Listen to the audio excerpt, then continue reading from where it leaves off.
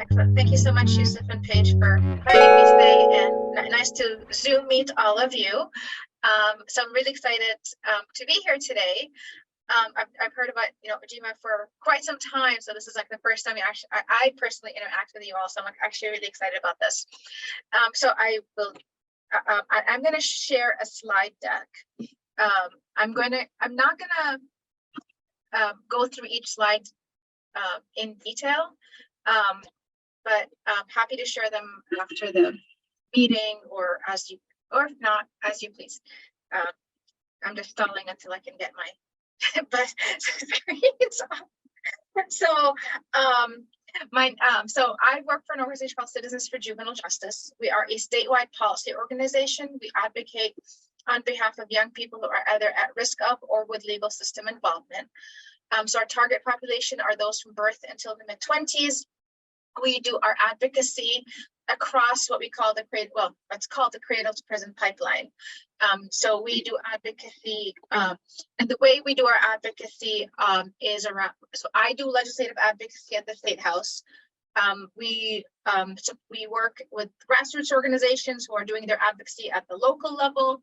We do organizations that are direct service organizations that work directly with young people.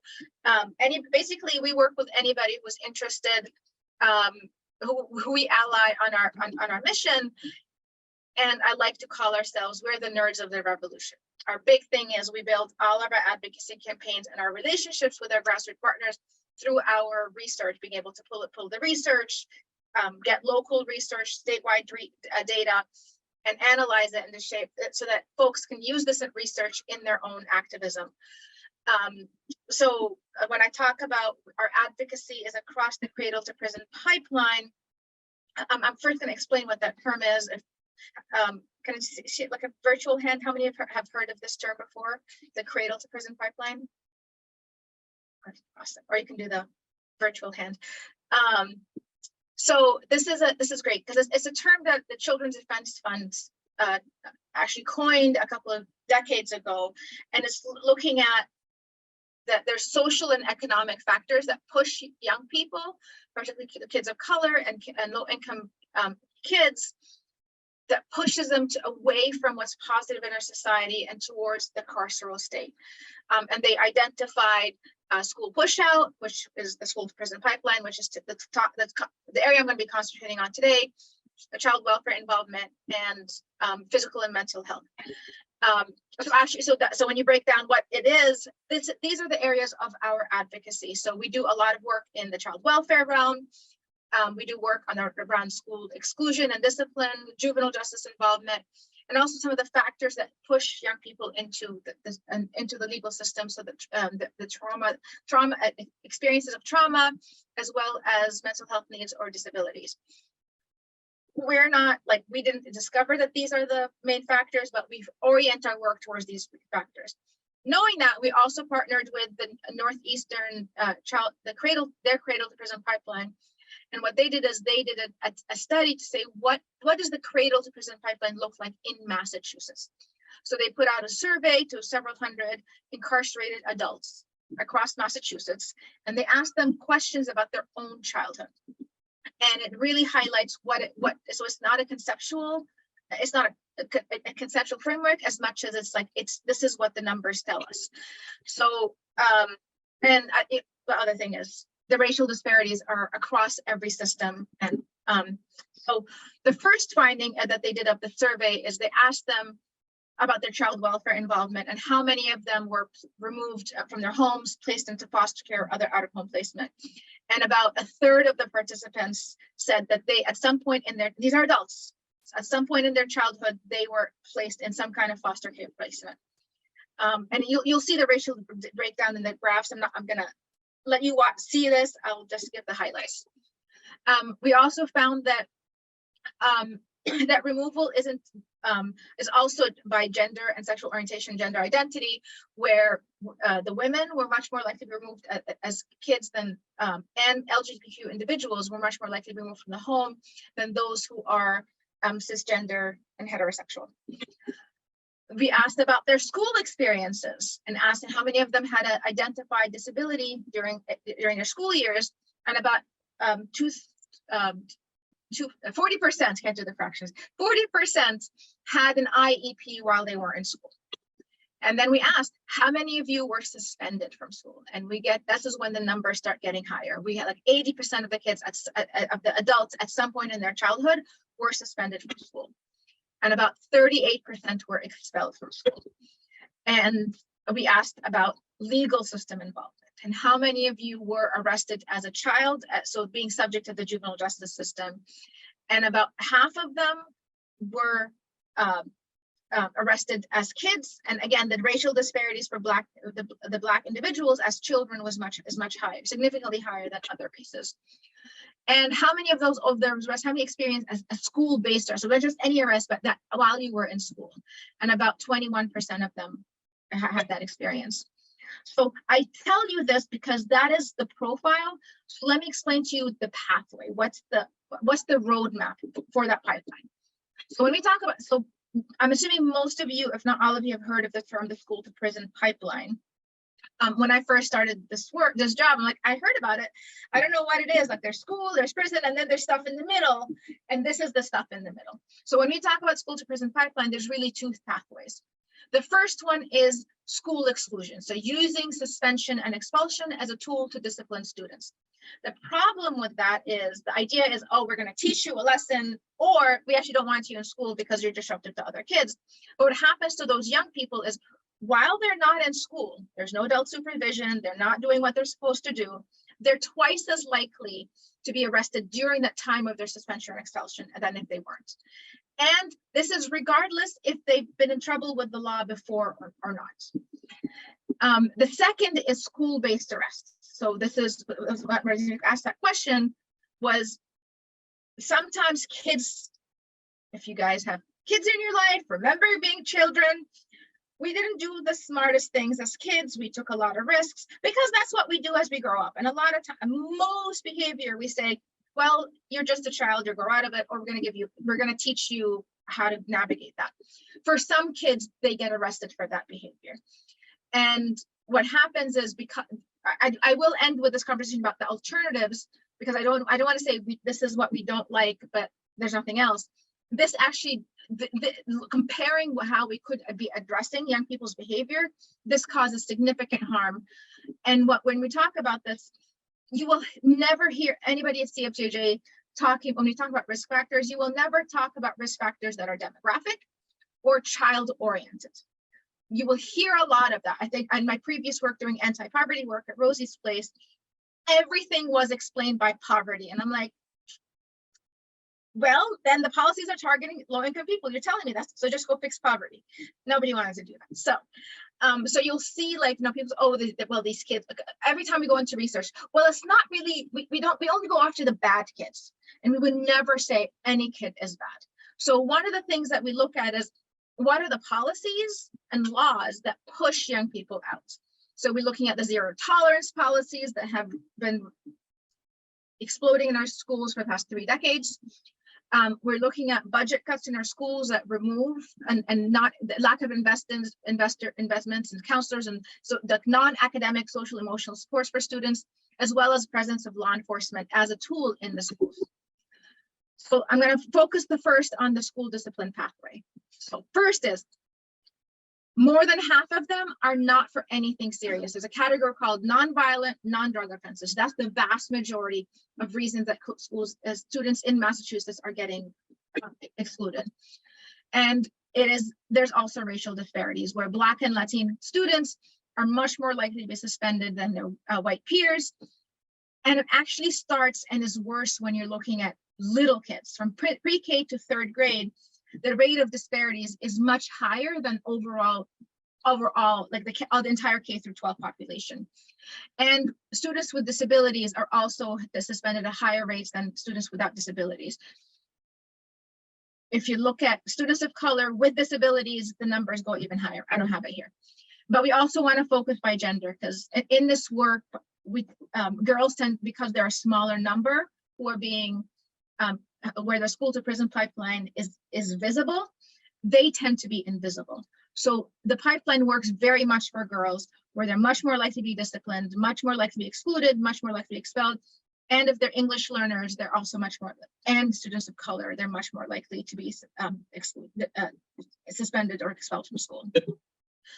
And if you're a foster child, so I talked about the child welfare as one of the pipelines. So kids in the foster care system also go to school.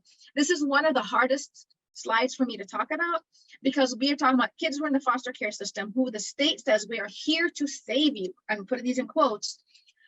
We are suspending them and expelling them at 4 times the rate of students who are not in the foster care system. And when we look at the racial disparities, again, some of the pushback will be, well, these kids are different. They're more, well, there's more poverty that explains it, or they're more violent. The research, and this is just a summary of a bunch of research, but not that the differences in race is not explained by student behavior. We've seen that students of color, they're either punished more severely for similar behavior, or they get disciplined for less serious offenses than their white peers. And when you look overall at the schools, so it's not just at the individual level, the school, when you compare schools that are predominantly Black or Latino or predominantly white, the overall use of discipline varies at the school level as well. And also it has an impact on students' education. And people talk about, well, there's high school dropout or the student achievement, or why is there an achievement gap and MCAS scores? Because one thing is our state law, when we look at student achievement, we do not look at our discipline numbers. So when you look at discipline numbers, overall, students miss about 16 days of school for, with all of them being expelled or suspended. When we're looking at students with disabilities, it's double that. And for Black students, it's actually 3 times. So like if you break all the Black students who got suspended, expelled, all the white students, Black students are 3 times, are out of school 3 times more than white students. And discipline does have long-term harm. It's not just this year, I missed this many days. They're much more likely to drop out of school and much more likely to end up in the criminal justice system, juvenile and adults. I'm going to talk about pipeline 2. So the second pipeline I mentioned was school-based arrests. There are many tools that lead towards school-based arrest. So our organization has focused on school hardening and policing in schools. So we published a report in the fall of 2020, looking at and trying to answer these questions. There's been a lot of push that we really need police in schools for safety, and kids can't learn if they don't feel safe. So we asked, like, well, is that even if we disagree, does having police in school increase safety? Does it help them learn? Because that was the whole reason we want them to be safe to learn. And is it equal? And is that safety and education outcome equal across race?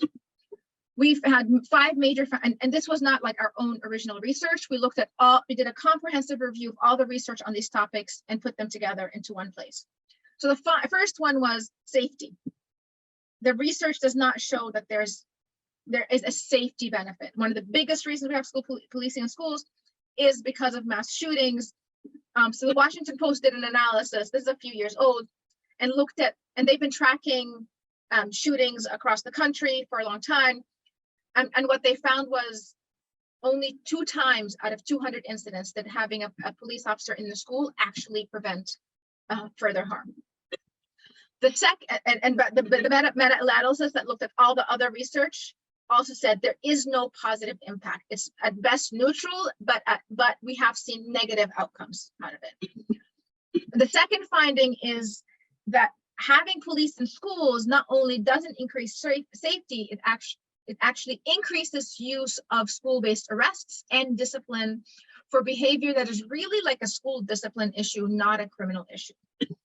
So we found that when we broke down the data, well, the research broke down the data of schools that have SROs in the building and schools that don't rely on SROs, that they found that schools that have SROs are 3.5 times more school-based arrests than schools that didn't. And, all right, so is it fair? That disparity, the use of arrest and discipline with policing was not equal across race. or ability. So all the research points to every time you have police in schools, Black and brown students are much more likely to be entangled in our legal system because of that, or being disciplined, and students with disabilities. So this is data from Massachusetts, where you look at on the left, this is the present, how young people are, how many young people are in our schools, but you'll see that Black and Latino students are overrepresented of who gets arrested. And just, this is a little older, because a couple of years after this research came out, we actually changed some of the laws in our advocacy that remove the power of arrest. So hopefully these numbers are getting better. Next finding is, we said, hey, actually, if kids feel safe, they will have better education outcomes. What they found was actually there is a negative correlation.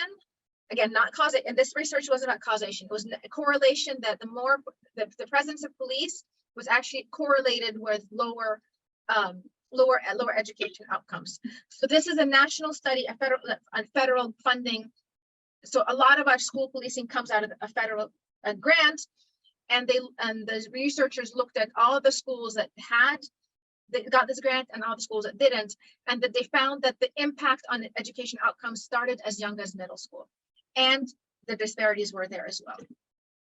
And then finally, we're talking about school climate. For kids to want to have them feel safe, it's also about the climate. Is this a safe place, not just physically, but emotionally for me to learn? And what they found was with policing in schools, you're more likely to see more use of surveillance, illegal searches and seizures, in the sharing of confidential information. This is a big one where, like, hey, I'm talking to the officer, the SRO has been my friend, I just chatted with them. They're still a sworn law enforcement officer. Everything you say or they see can be used against you. There is absolutely no confidentiality, but they're getting information from the students or from teachers. And one of the founding principles of having SROs is for students to have a trusted adult to confide in. And what they do is they please tell us, being told to talk about each other. And it did result in an environment of fear and distrust among the schools, with the students. So the second piece isn't just about police, is also what, the school hardening, right? So it's how can we keep our schools safe, but without putting officers in there? So these are security measures that are visible so that we can say, oh, I feel safe. I have, metal detectors, surveillance cameras, bulletproof windows, things of that nature. And we did a similar report looking at other research out there and combining it, looking specifically at just metal detectors. And what we are able to find, that one is, if the purpose was to increase safety, it actually did not, the data did not support that having metal detectors improved safety in any way. But students felt like students that were in schools that had metal detectors were much more likely to feel constant fear, and that they're in an unsafe environment because of that. They also looked at where these school hardening measures are, and what they found is if schools that have less than 20% students of color, they had less. They were didn't have as much as those where students of color made up 50% or more, where they were 18 times more likely to have these school hardening measures than the predominantly white schools. And one of the things that was really, again, for people who say, well, maybe the neighborhood or the type of kids or any of these other things that are like really tied to demographic, they controlled for amount of crime in the neighborhood of these schools. And they said that was not a deciding factor. It was the percentage and the race of the students in those schools.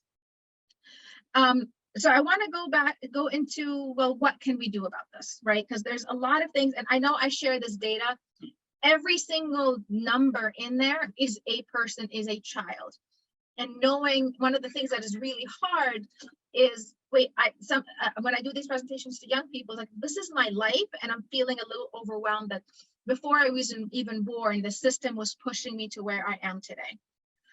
So it's really important to include it when we talk about this. We talk about, well, what else can we do? Because young people do want to learn, they want to be at school, they want to feel safe. We all share the same goal. Our critique is how we get there. Relying on our legal system, relying on hardening, relying on exclusion.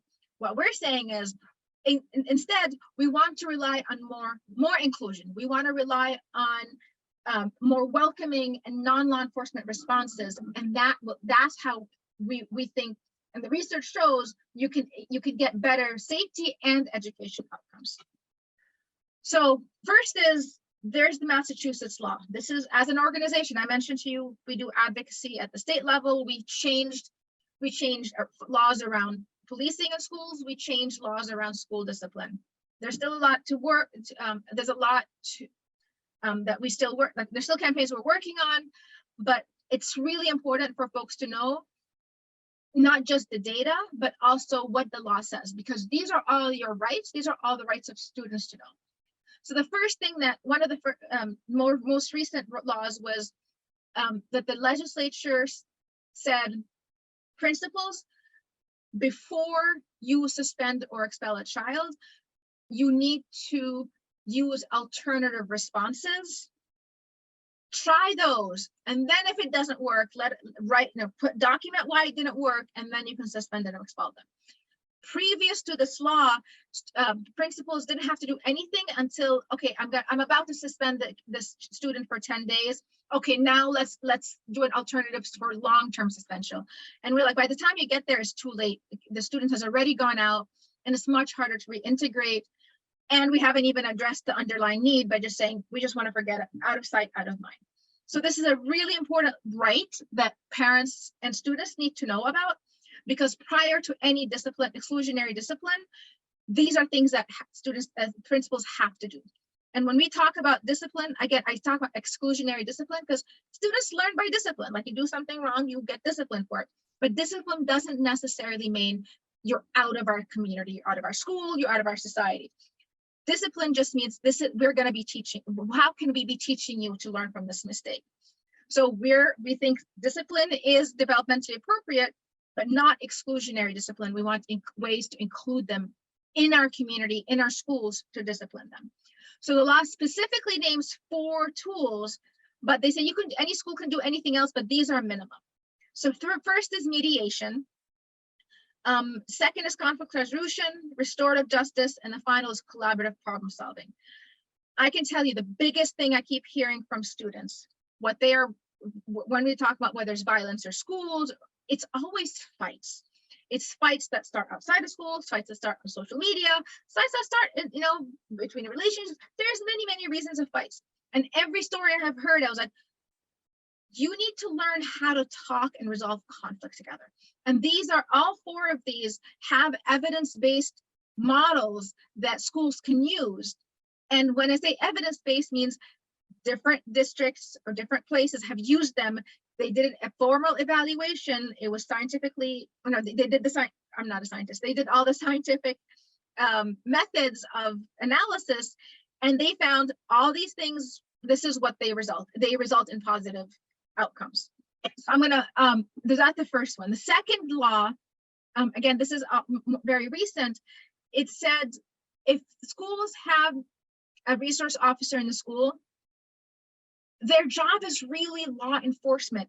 If there is a crime happening, a serious crime, you get involved. You get 911, you get involved. You know what you can't do? You can't be the one standing in the hallway enforcing the dress code.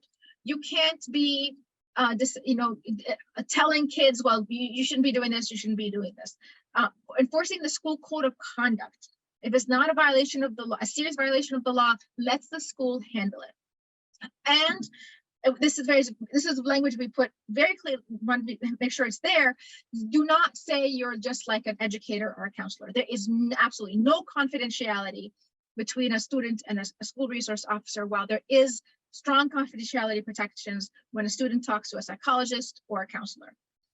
And then you cannot use police powers of arrest or search and seizure for discipline, for traditional school discipline issues, including non-disruptive, non-violent. If it's disruptive but non-violent, you cannot use your powers. I'm going to talk about just examples of things that schools can do. The first one, which is something CFJJ is actually working on a brief on, so that schools can, parent groups or teachers can look into it, is this idea of restorative justice. So this is one of the 4 things that the law said schools can use it to improve how students deal with each other. So Boston Public Schools says they have restorative justice. Every school district says they have restorative justice, but if you ask them for the numbers, well, is it every school? What's the criteria? It's sort of just because you have it doesn't mean it's systemic. It's across the board. And then we have a system. If these conditions are met, then our restorative justice intervention happens. That's one of the biggest complaints that we have, is just because you have a little bit of it, it's not systemic. But when done properly, it reduced suspensions and expulsions. It helped mitigate some of the racial disparities. It improved graduation rates and attendance. I can't tell you how many times I've heard from students, I quit going to school because I just wasn't. There's many reasons that why students don't go to school. And our responses are, oh, you're truant. We're going to file a child requiring assistance in the juvenile court against you. Oh, we're going to have the attendance officer go after you. All sorts of things. Well, ask them why they don't want to go. Is because of the environment, and do I feel this is a safe place for me? And this is one of the tools to even address that. The second is investing in student support.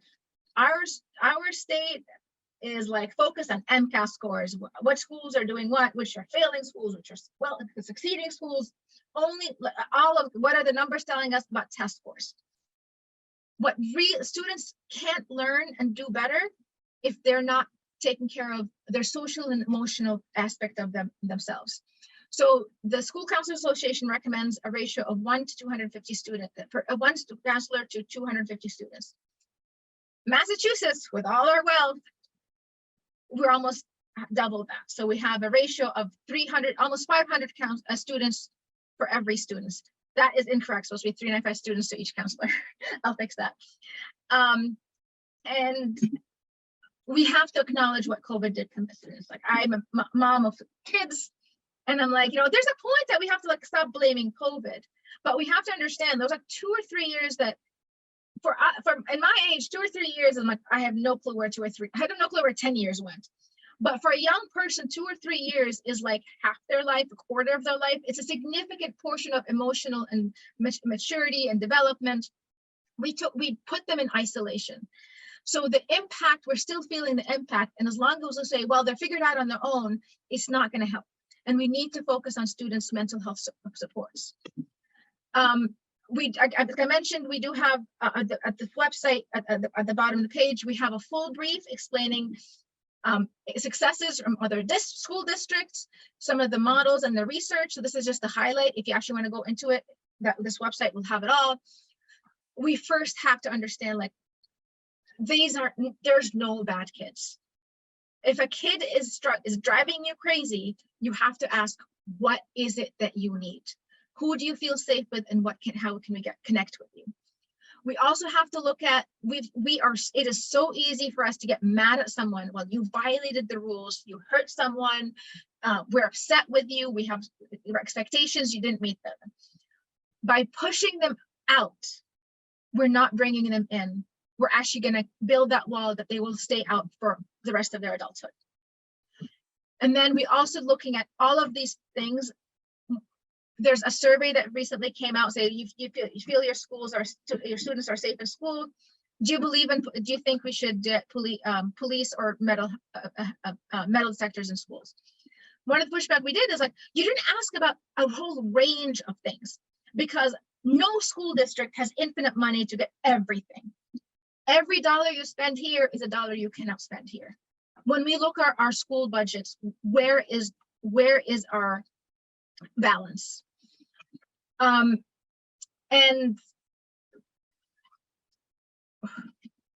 again, I talk a lot about restorative justice, social emotional learning. Actually, social emotional learning right now, focusing on equity, all of those things are really key and directly tied to student achievement and closing the achievement gap. And there's folks who don't like it. There's a well-funded national and local movement to undermine social emotional learning and diversity, equity, and inclusion. We need to be the ones to say, no, this is, if you care about student achievement, these are things that young people need. So I welcome you all to ask questions, join us. This is my contact information as well as CFJJ's information. And if you're interested in doing some of the legislative advocacy and being involved, to say next time we say that we changed the law and you said, I was a part of it, please visit our website. So I will stop here and I'll say thank you and take any questions. Yes, wow. Well, I'll give you a virtual round of applause. That was amazing. I certainly learned a ton about this issue. So really, thank you so much for your thoroughness and your insight on all that you talked about, all the research that kind of goes into this work. It really comes through. Wow. I want to give folks some time to share any questions or reactions, thoughts you have, hearing Sana talk about all these things. The floor is y'all's if you have any questions for Sana or others on the call about what you just heard or thoughts. Now is a great time. We'll give folks some time to think about it. Yeah. Is Xander coming on to ask a question? I'll do it. I got one. Go ahead. Yeah, thanks so much, Sana.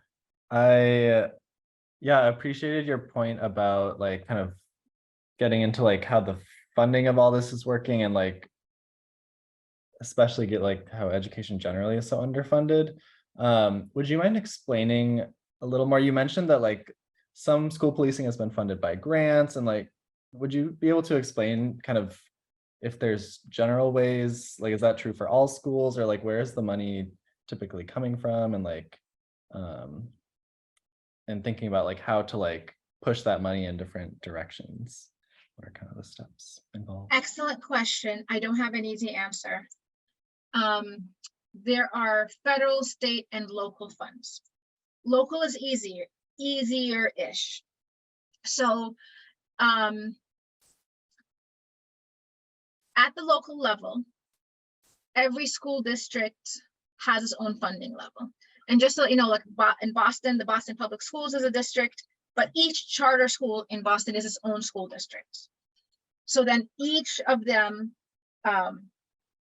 is governed, and I'm not sure how Boston does it, if it's the mayor's budget or the school committee's budget, but in towns or cities that the school committee is elected, the school committee holds the budget for schools. City council and the mayor hold the budget for police. So sometimes, I'll give you an example of Worcester. Worcester, their school resource officer was funded out of the school district budget. There was pushback by local advocates who said, we don't want to have our school funding go towards policing. The schools committee said yes, and they cut that funding. The city council said, fine, we'll cover it. So there's definitely lots of areas of pushback. At the state level, there may be some grants from the Executive Office of Public Safety and Security. There was a bill that was coming out, and we was actually going to put like 20 or $30 million in school hardening and school surveillance. But the Baker administration was one of their last budget proposals before his administration ended. We all mobilized against it. We actually changed the budget so that instead we got $3 million towards public health interventions in schools, which was yay, from 20 million to 3 million to something better. But the Baker administration said, well, doesn't matter, because we applied to the federal government for this other grant, and there's multiple grants, and so the state got federal grants, and then they started divvying up these grants to local schools. So now we're trying to track the money. So we got the public records, we got which school districts, and we're going to look at some of those school districts and how they're doing this and what's the impact.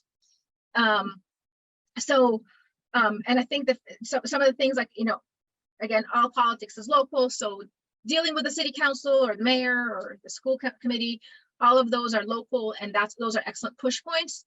And then you have someone like Joe Biden, who's like, yes, we want to have more security in schools and let's put more funding in schools. So I'm like, really?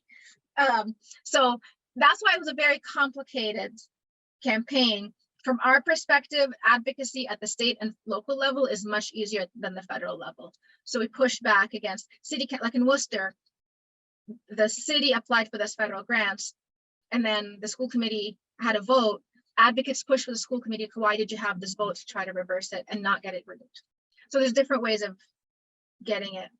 That was not an easy answer, but I think it's, and this is why groups like work with us, where like they told us, the Worcester advocates told us about what happened. So we started looking into it and then saw that it's in other districts as well. So trying to meet up. So that's one of the benefits of working in coalition, is no one person or organization can know it all, but together, that's how we figure it out.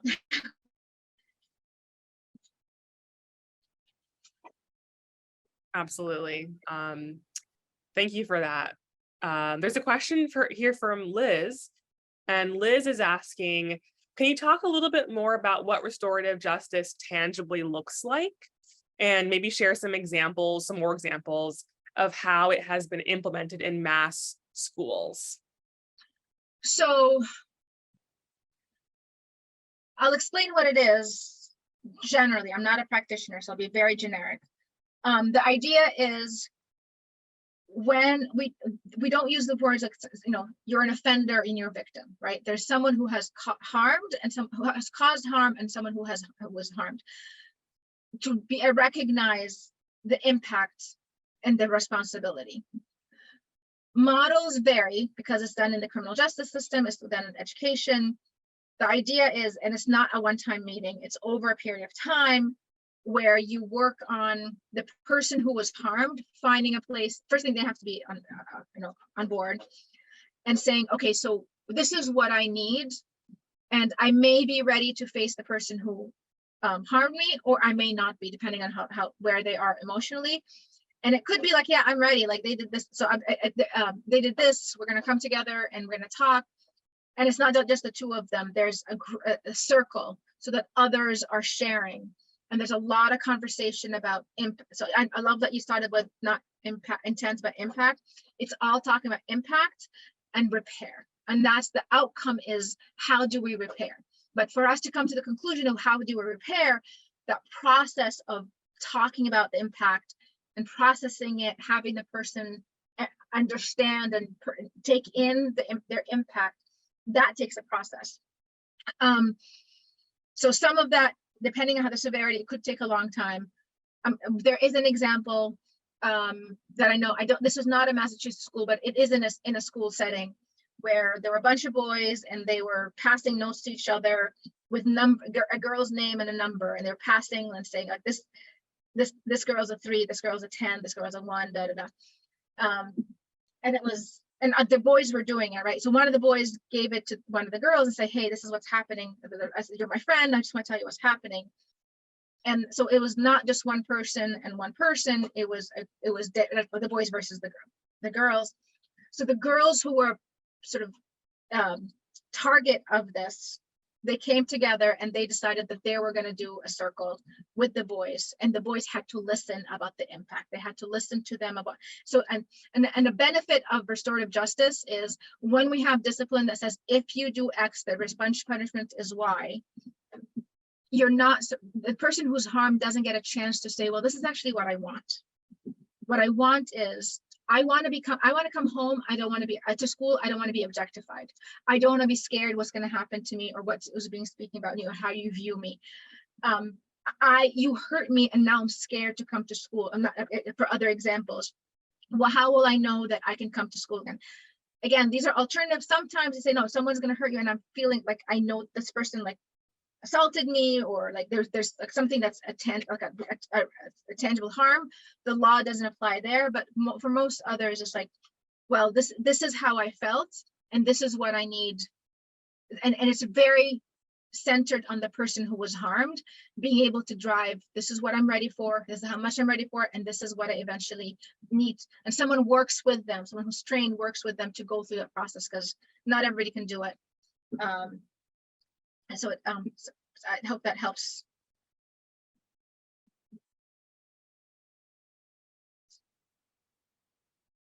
Yeah, I certainly found that that breakdown really useful. So thank you for breaking that down. I was actually going to ask, I find this really interesting in terms of the school part of the pipeline, because my mom is a 20-year teacher, like longtime teacher veteran in the public school system in Georgia, mind you, but has seen a lot in terms of like, different approaches to classroom discipline and, expulsions and suspensions and what that does to students over time. But I do sense that there are some educators who are resistant to implementing restorative justice because they don't trust that it will work for them, or they sense that changing how they discipline is going to derail how they manage their classrooms. Or I'm kind of curious what you've heard from educators and teachers on how restorative practices are implemented. So actually, we gave a very similar presentation to the Mass Teachers Association just last month. So we had you guys got almost this identity. I just didn't go into the research in more detail with you, but the general topic is the same thing, which was really great because they were very receptive to it. Here's what I want to push back on. It's not just teachers, right? It's because you can have a great teacher, you can have a teacher who is not going to be great. Just like you can have it's the same as saying there's a good kid and a bad kid. Each one of us is a peg in the system, but what we hear from teachers is it doesn't matter what I want. Does the administration have the infrastructure to support me? Because typically it's not the teacher that would run the restorative justice, it's administration. The teacher would be involved, but the teacher's job is to educate and know when to say, this is something I can take care of because I got support on how to deal with kids who are dysregulating and all this. But then sometimes they're kids like I can't handle, but they're my kid. So just like, if I have a kid who's sick, I give a Tylenol. I have a kid who broke an arm, I'm going to take him to the doctor, right? Because I know what I'm trained at and what I can't and when to need help. So do we have so when we invest in these counselors, it's not just support for students, it's knowing that those supports are available for teachers so that they can partner with the counselor, they can partner with the school psychologist to say, this is what my student needs, help him, I'll be here, but you're going to be the lead on this piece. Yeah, absolutely. Thank you for clarifying that. Well, I think, we have time for one more question. Maybe in the meantime, Sana, if you don't mind putting the website or your contact info in the chat, if anybody wants to jot that down really quickly, if they have any follow-up questions for you. And in the meantime, if anyone else has any final questions, oh, perfect. For Sana about their work or reactions, feel free to come off mute. Louise, I see your hand is up. Yeah, I want to mention this, makes me think that I worked at South Boston High School the first year of busing. I had just graduated from college and as a transitional aide. I made as much money as I did as a nurse's aide, and I was on the civil service list. It was supposed to be a temporary job, but a lot of the transitional aides became school police. But I remember in our job, like you're talking about restorative justice, we knew most of us, well, one transitional aide, he worked for Whitey Bulger. I wanted to be the one that disappeared. But most of us knew our job was to treat all kids fairly. Before I took them out of the bathroom, I timed up with the watch. Because you don't know which group would be prejudiced against. You don't know. And our job was mainly, we thought, to keep kids out of the hands of the police. The transitional aides wanted to handle things before it became hard. I mean, that was the attitude then. But they wanted to keep things away, even the police were sitting in the hallway. I think things are kind of changed then. Well, they did have it wasn't perfectly unsafe. They did have a cafeteria fight, a food fight, but they did it on spaghetti day. They didn't do it on pizza day. you know, but the whole, but when they're talking about arresting, it makes me think what our attitude was. that Our job was to try to keep kids away from this or the police. Yeah, thank you for sharing that, Louise. So I'm glad you talked about that in the 70s and the busing. So one of the things of our report that I talked about with the 5 findings, we actually looked at the history of policing in schools. A lot of folks believe that the 1999 Columbine shooting was what got police in schools across the country. That absolutely expanded exponentially the presence of policing in schools, but actually policing in schools started as a push against desegregation. The first schools, so policing in schools were right before is it the Brown versus Board of Ed, I believe. So the year before, where there was rumblings of desegregation coming. And the ACLU did a report that we copied, and they actually looked at news clippings from that era. And the language, I mean, back then, nobody had to worry about hiding their racist language. It was definitely a racist language about the type of students that's going to come infiltrating the schools. And it coincided with having police in schools. So there was an exponential, Columbine just made it a sharp increase, but the original language was definitely race-based policing. I remember because some of these transitional aides became school police. And the police we had more danger outside the school when we left it than in the school. That's good. Wow, that is so fascinating. Thank you, Louise, for that addition. Jessica, do you want to share one final question and thought, and then we'll start to wrap up? Yeah, definitely. Thank you so much, Sana, for those details. I love how you said, like, nerding out. This is how, your group brings data to the policy table. I'm wondering if in supporting youth, in this pipeline, does food and like nourishment ever factor into any of the like funding for school lunches that are actually nourishing? Like, does that factor into any of this work here, or are you working mostly with budgets and not really, the kind of granular application of the budget? When I look at granular, it depends on the like what it funds. We have not looked at correlation of food programs and universal school lunches and discipline and arrest and legal system involvement. So I cannot give you an educated response to that correlation. We do talk a lot about trauma, both in terms of individual trauma or a child themselves experienced trauma, witnessing violence in the community, for racial trauma, so a person, individual racism, community racism. We talk about all of that as drivers. And